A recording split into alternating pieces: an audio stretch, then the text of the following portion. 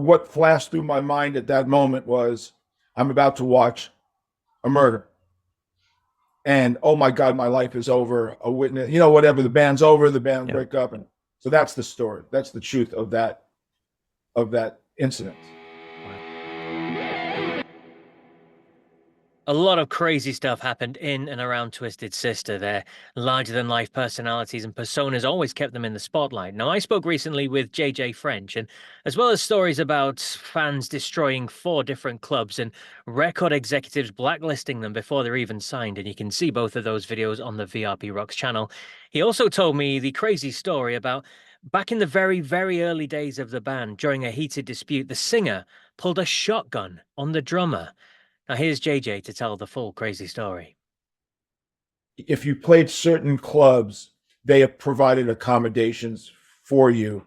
And, we were sleeping in a barracks type of a room above the club. This was a giant room that was part of the building. And they had like 7 or 8 beds in them.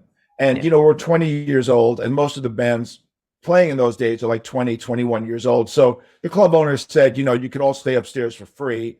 And, you figured in those days, bands would just drink, get drunk, pass out on their respective beds, get up the next day, and play. And that was the kind of, just picture a giant room with a bunch of beds in it. Okay. So what happened was, it was in upstate Massachusetts, rural Massachusetts, where there's hunting that goes on. And there was 2 apartments in the upstairs of the club. One apartment was rented to a family, and one was the room that the bands could stay in. Mm-hmm. And the family who lived in the other apartment had hunters in them, because they actually hunted. They had legitimate rifles and hunted. So at a previous performance there, I think the guy in the apartment who was living there, the father, said to my singer, "Oh, if you want to come next time, you come up, bring a rifle, and we'll go hunting." I think it was something like about as as non-controversial as that mm-hmm. conversation. Okay. I don't remember if my singer brought a rifle with him that weekend, but it didn't matter, because all the rifles that the guy had were kind of like just leaning up against a wall.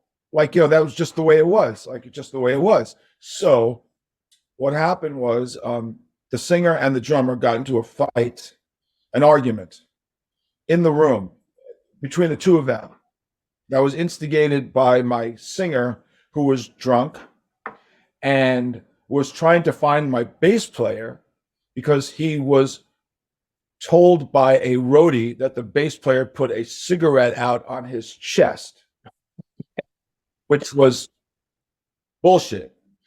There was a small staircase. The roadie was walking up the stairs. The bass player was walking down the stairs, smoking a cigarette, and an ash came off just as they were crossing each other and landed on his chest. Okay? Except the roadie was on methadone or some other drug. So he was hopped up, and so he goes running to the singer. The bass player put a cigarette out on my chest. So the singer decides he's going to defend the honor of the roadie and look for the bass player to yell at him. And of course, the bass player was not in the room. The only person in the room was the drummer. Now, these 2 guys, they were friends before I joined the band. Like, they've known each other for years, right? So I was the last guy to join. I knew none of these people personally, but these guys had a relationship. So whatever their dynamic of the relationship was is far beyond my comprehension. But they could apparently tell each other to go fuck themselves in a collegial way, if you know what I'm saying. That maybe friends tell each other to fuck themselves. "Oh, fuck you, no, fuck you, you're just a drunken idiot." So I don't know. I walk into the room. When I get to the room, the singer apparently was so pissed off at the drummer for defending the bass player's honor, because he knew that the bass player could not have done anything on purpose. He said, "Well, fuck you," and he grabbed the rifle, I guess from the hallway, because I walked in and just saw the rifle. I just saw the singer holding a rifle and aiming it at the drummer. I walk in on that scene, okay? I just walk in, like, I didn't know about the cigarette. I didn't know about anything. I just walked into this room with this big argument after the night was over. So it was like at 2 o'clock in the morning. The singer's drunk. I mean, everybody in that band drank a lot. So I don't know how much the drummer drank. I, however, did not drink. So I'm totally straight. And all I see is this guy holding a gun. This is the band's been together 2 years at this point. It's detailed in my book. What flashed through my mind at that moment was I'm about to watch a murder.